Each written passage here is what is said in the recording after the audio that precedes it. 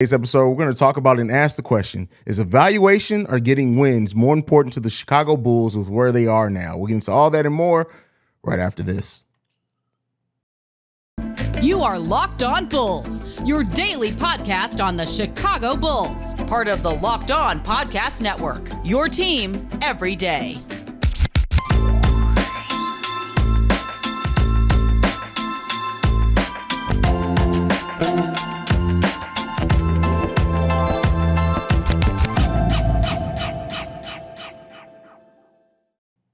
You found yourself on another episode of Locked On Bulls.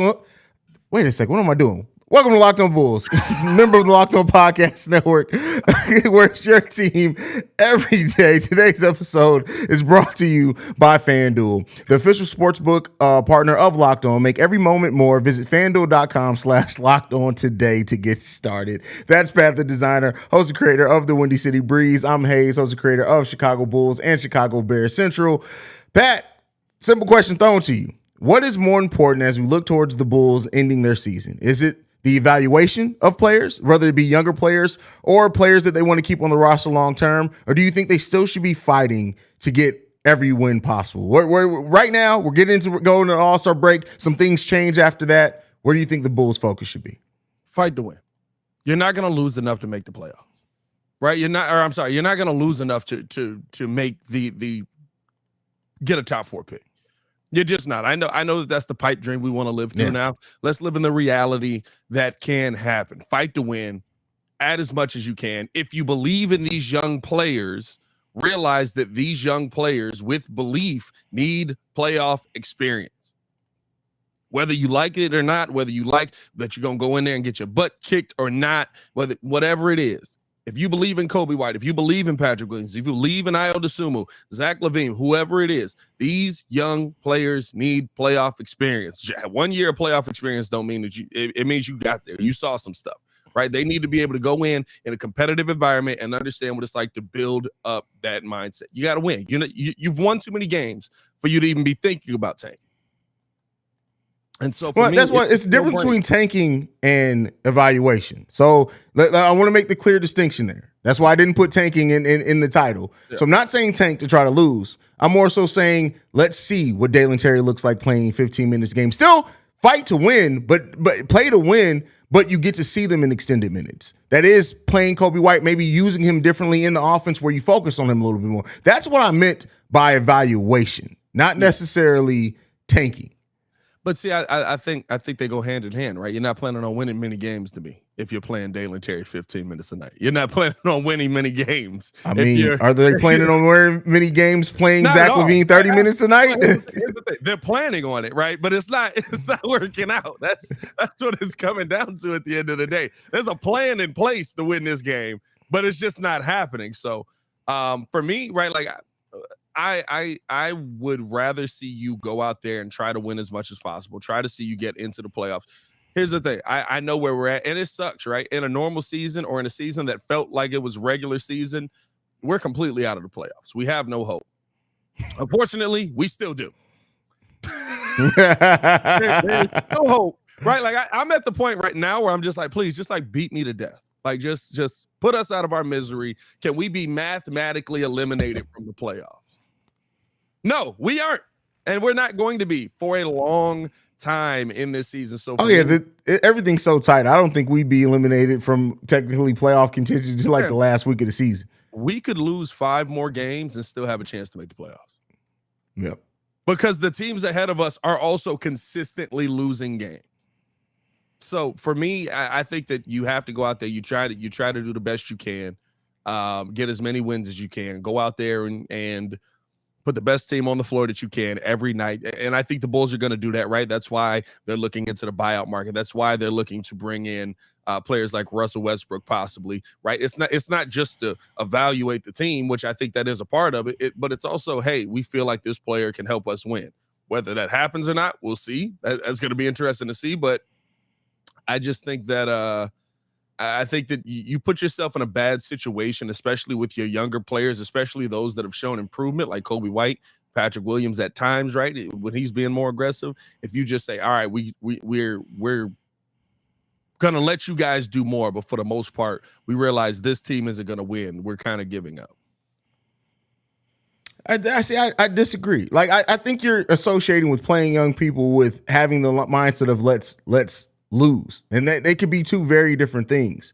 You can empower your young people and by saying, listen, we think that where we stand right now, we get better energy, better chance of winning. And honestly, like we talked about with Kobe White, we're basically saying at that point to evaluate Kobe, we think he also gives us a better chance of winning.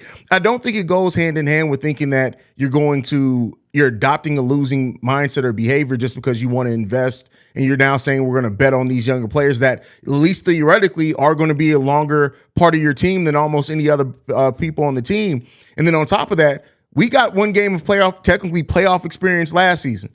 Even with that being said, how much did that one game really help? Io and Patrick Williams have had a worse season than what they started off last season with.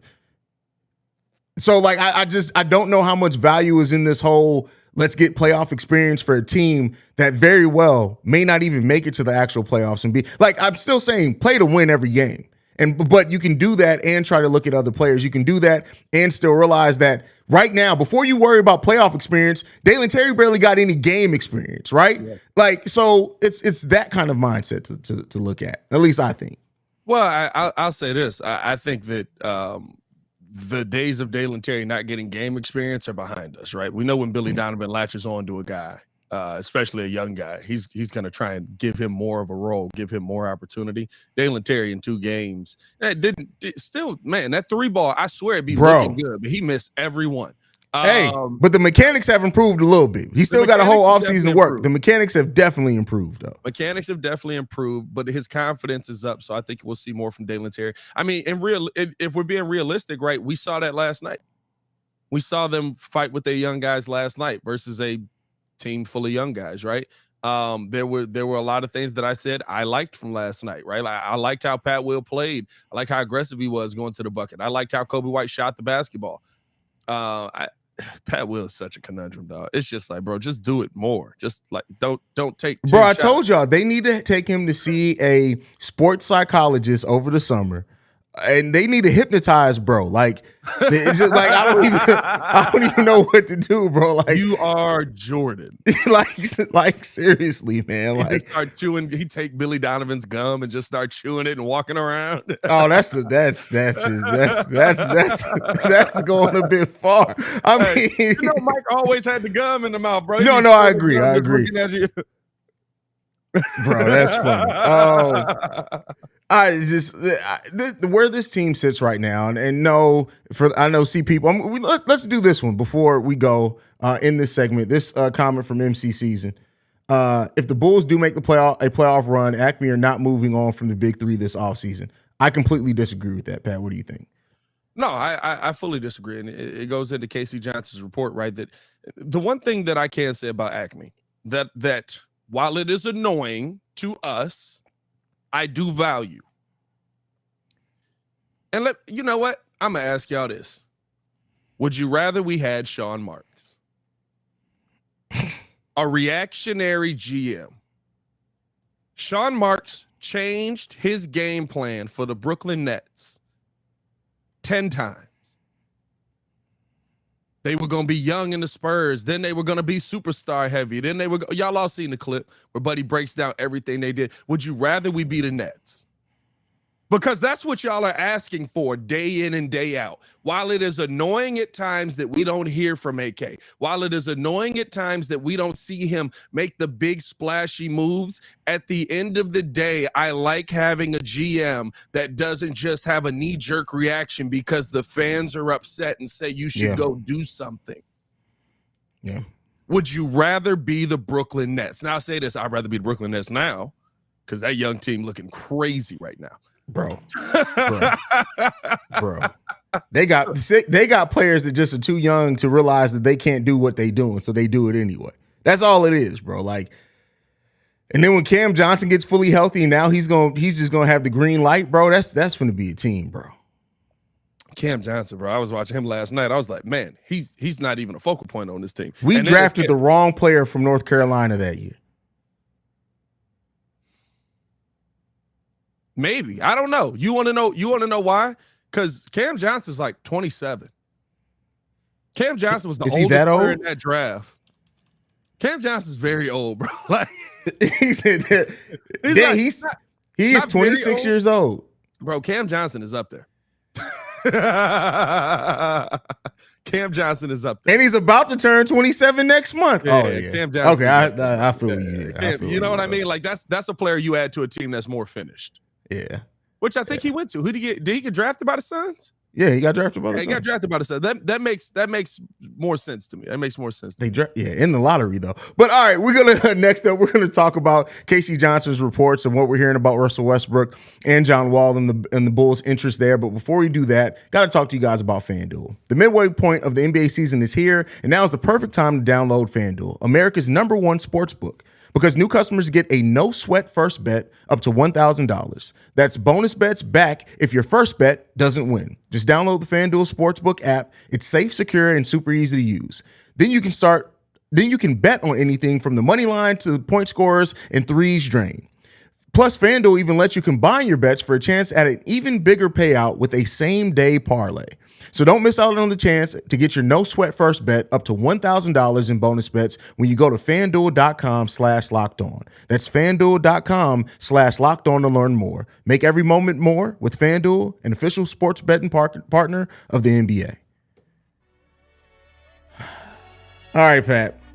It seems like the Bulls are circling. We've heard rumors and everything now. Casey Johnson reports that the Bulls have had conversations with John Wall and his camp. We've heard the same thing about Russell Westbrook. Woj even had a report, I think, early this morning or late last night that Russ was given permission to speak to the Bulls, the Jazz, the Heat, and the Clippers, I think, were a team in that as well. Yep. What do you think of it? I think that it means that the Bulls have chosen their direction. I think that it means that the Bulls have chosen what they're focusing on in the buyout market. We've heard them also talk to Patrick Beverley as a guy that they might want to bring in. Bulls feel like they need a point guard. Bulls feel like they need a guy that legitimately can go out and play point guard. And it clearly tells me that they don't feel like they have one on the roster. So we're seeing what we're validated in what we're seeing. Now I will say this: John Wall, to me, I don't know if he's a pure point at this point. He's never been a pure point. I've never talked about John Wall as man. That man really set that offense up. I've talked about John Wall as man. That man is the offense. So I don't know how much value he adds to your team. It would be fun to see. It'd be cool to see John Wall in the Bulls jersey. I would like to see somebody that can go out there and get a bucket.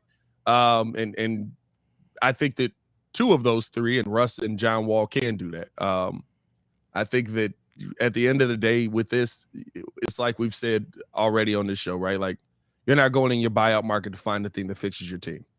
You're supposed to go into the buyout market to find some garnish. Right, like you talk about a big man in Serge Ibaka or something like that, little sprinkle on top. Last 2 years, the Chicago Bulls have gone into the buyout market trying to find the heart of their team. Mm-hmm. There's your problem. Yeah, yeah. You go into the buyout market looking for the heart of your team. That's your problem. Yeah.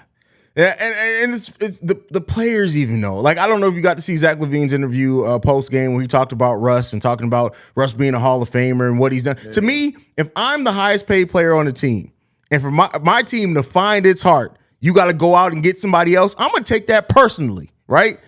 And Zach is just like, yeah, it's cool. Let's get it done. Let's get it done. I've said it's just. I love that everyone's kumbaya in the building, but everybody's too nonchalant. Yeah, bro. Nobody cares enough. We care more than what the players at least display, right? I'm gonna tell you this right now. There shouldn't be a single point guard on this team that don't feel disrespected. The only players they're talking about is point guards. For a team that came in needing size and shooting. And rim protection. Job. Yeah. I'm about to lose his job. You know how he's sitting there? Westbrook comes here. That's all he's looking at. Yeah, that's it. Matter of fact, I will say this right now. If Russell Westbrook comes in, and I know I have been saying before, I don't even start him. But I tell you what, you ask me one question, who loses their minutes? At this point, it's Io. Because I'm looking at Russ, I'm looking at Kobe, I'm looking at AC. Io, you the odd man out. It depends on what we need, right? Like, if I need offense, AC not out there for me. AC, but then you have Kobe. AC been horrible offensively. Then you have Kobe. I think it changes your guard rotation, right? Like, because then AC just becomes a 3 again, which is hilarious, right? Like, like we just put AC in any spot. AC becomes Bro, a 4 it don't again. matter. He'll do work. He'll do work. Did you see him guarding Miles Turner yesterday? Like, man, Miles Turner. I will say this: I trash Miles Turner a lot. He's improved his game. I've caught a couple of Pacers game this year. Oh, for sure. His mid-range and 3-point shot have absolutely improved. Bro, last season when Bulls fans were like, all we need is Miles Turner, I was like, he was a black hole. He doesn't pass the ball well. This was all backed by statistics. This season, he moves the ball freely, and when he realizes he doesn't have the position or he's not going to get the shot, he passes the ball almost immediately. He's not playmaking, but he now realizes this when I need to give up the ball. He's a smarter player. Smarter player this season. We'll never get him. Indiana's not simple. Oh yeah, it's not happening. Not trading with Chicago, bro. All the old '90s beefs have not died. But I think that when you look at like the fact that nobody seems upset, that nobody seems, it tells you there's two kumbaya in here. I would love a Pat Beverly in here. Pat Beverly would probably be on the team for 2 weeks because he come in, he calls somebody out, they get mad at him, and he punch him in the face. And then we all be wondering, like, hey, does Zach's eye look red to you today in the game? Is that just you that sees it? I think he has makeup on. Like, you need somebody that's gonna be fired up, that's going to be a leader, and you don't have that on your team right now. And I'm not saying you're gonna find that in the buyout market, right? Like maybe that's a young guy coming up. Maybe this team ain't the team that finally gets the job done for AK, right? This is just the team that he had to put on the court so that we're competitive right now. We know that he's a short-term, long-term guy. But your long-term ain't showing you much. That kind of goes back to our evaluation and the fact that we're looking in the buyout market for heart. We're not even looking for great point guard play, really. And it's not just heart. We're looking for the buyout market for an identity. For a team that's been together for 2 seasons, for the most part. And both years, we've looked in the buyout market for an identity. That's wild, bro. That's crazy. I'm telling you, you want to know the craziest thing to me? We're a top 10 defense. Yeah, and have been since December 10th. We've been a top 10 defense since December 10th. It blows my mind. I'm just like, our defense is just trash. Like, all defense across the NBA is trash. Like, we're not even like a 10 on that. We're like 6. We got lucky, bro. That's all I can say. I don't know. You don't luck in the top 6, bro. You actually do, because where the Bulls are efficient at, the Bulls still give up the most open corner threes. They give up the most open post-ups. Yep. So the teams just have not been hitting shots against the Chicago Bulls. It's not just because they're just playing great defense on those spots. So it's a mixture of luck. But I will say this, the Bulls they're doing a lot better defensively than what they started off the season with. But we've also had, even on some nights where we've been cold, we run into some very cold shooting from teams. I will say that. I will say that. Tori, Buck smokers about 30 tonight. Probably not. Yeah, exactly. It'll be competitive all night. It'll be competitive all night. You know what I mean? Like, and I don't know, man. Like, when I'm looking at this here, I'll ask you this: is there a point guard here that gives you a good evaluation of what your team is? Is it Russ? Does Pat Bev? Pat Bev can't run an offense. I will say he can't run an offense. Pat Bev can run an offense. I don't. All the point guards now are win now moves. I don't know how much they are for evaluation of the team where it sits now. And then the thing that worries me too is that, you get that. If Lonzo Ball's still not healthy, Russ signs here. If he looks great, he's going to go to a contender next offseason and sign a bigger contract than what the Bulls can offer him. Almost the same with John. I give him maybe it's more of a chance that they can maybe lock in Ja Wall with something this offseason if they need to, if Lonzo's not back. But I'm not saying don't bring the guys in if they want to come here, because if they look at this situation in Chicago and be like, that's where I want to go, praise up to them and their ancestors. Yeah. But it's like, I don't know if that's like, what does that mean for the future of the Bulls? Well, I don't think it's a long-term thing. I'm just saying just for the rest of this season, right? Like, to me, Russ comes here, helps the Bulls get to the playoffs. The Bulls have lost 5 straight. It's the perfect hero situation at this point. If somebody comes in and they actually feel like they can play, it's the perfect hero situation. Why now the thing is that guy will probably be Pat Beverly. And that's how I feel like it's going to be, right? Like, I felt like we really could get Russ at some point, and then it was just like, well, losing 5 games don't help your season.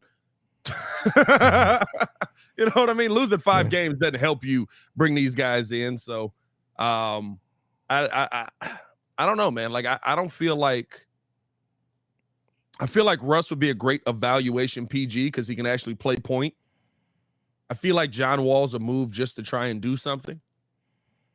And I feel like Pat Bev can run your offense, but are you going to put him in the starting lineup over Ayo? Nope. Like, if anything, I'd be like, hey, tell Pat Bev come here so he can say some stuff to Ayo that only Chicago. I said we should hire Pat Bev as an assistant head coach right now. His title, player motivation coach. That's it. And just be on the sideline waiting somebody's seat every time they do something. Other than that, I mean, not that he doesn't have anything to offer on the court. I just don't necessarily trust Billy Donovan to use him in that role. This is a great comment, and I'll tell you this right now. Shout out to producer HAC. He said the problem is the younger players defer to the older. Younger guys got to be more assertive. That's coaching. That's a great point. That is a great point because, and I'll tell y'all why. I'm probably the only one here that actually watches the Blackhawks. I watch 25 games a season, my friend. That's impressive, actually. Shout out to you, because I'm not. I'm a Blues fan, though, but that's what a douchebag. No, I'll say this, right? When you watch the Blackhawks right now, there are people that are on that team that are just amazed that they're standing next to Patrick Kane. That's like they like literally they're skating around. They just keep giving them the puck. Take it. You shoot it. I want to watch you play. That's what the Chicago Bulls feel like with the team that they currently have. That's a great point. And the one time that they don't look like that, or the two times this season when they don't look like that, is when you've removed the best player off of this team, the best scorer off of this team, and DeMar DeRozan. All of a sudden, everybody else can move the ball. All of a sudden, everybody else is willing to take shots. People are willing to go to the bucket. People are willing to cut. Now, they're also cutting lanes because he's not standing in the middle of them, but people are more willing to cut. That's what the Chicago Bulls feel like this season. That's a great point. And last season, we said, who's going to step up? Y'all just keep giving the ball to DeMar. They can't be your offense. And they looked at us and said, why can't it?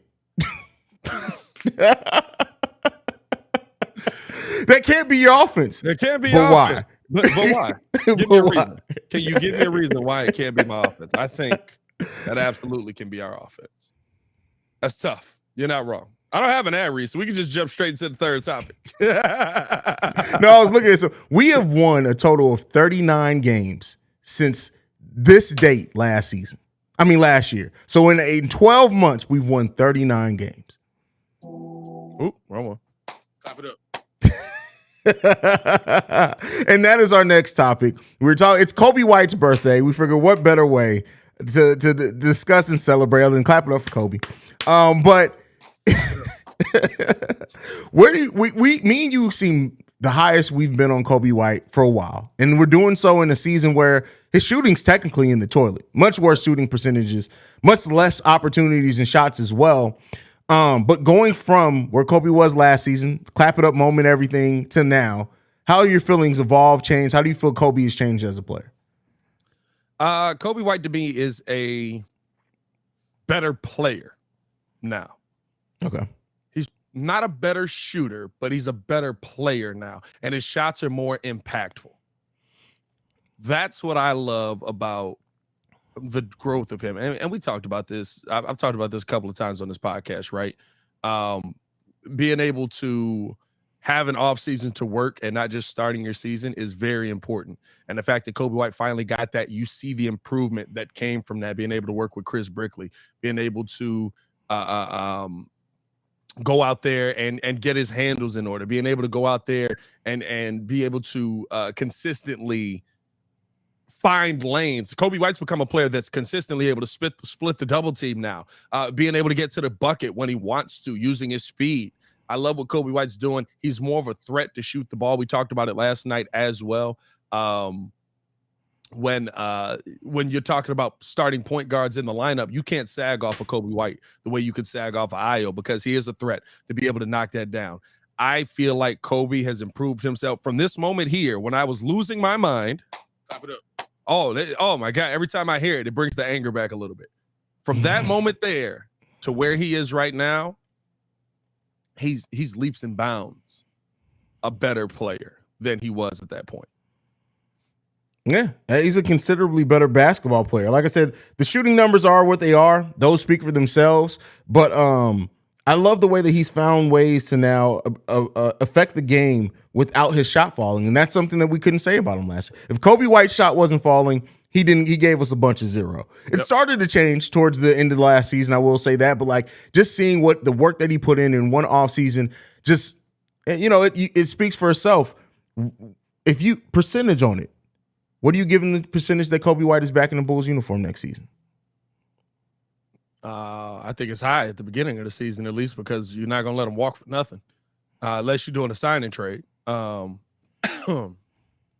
think it's very high that Kobe White will be a Bull next season. I think that at this point here, once you got past the trade deadline and AK evaluating everything and kind of wanting to see what he could bring to this team, I look at Kobe White now and what he can bring to this team, and I say, hey, that's a player we need. Kobe White has become a player that teams need.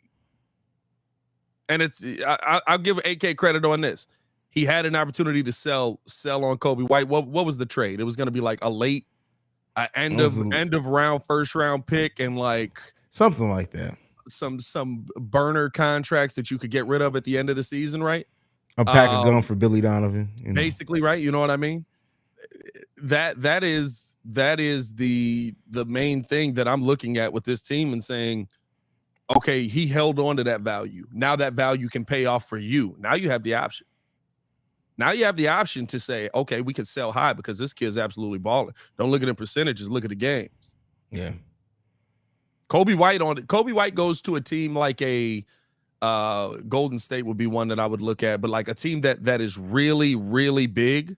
Right, like a team that's high in the Celtics, the Milwaukee Bucks, teams like that.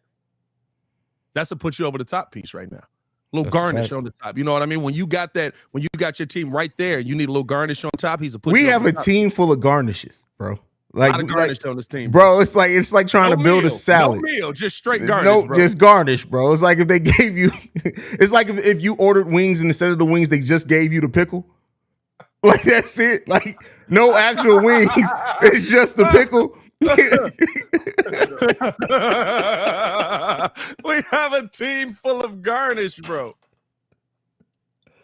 Oh man, we got that plate that's just got like it's got the little piece of meat in the middle, but then it's just like garnish all around. You know what I mean?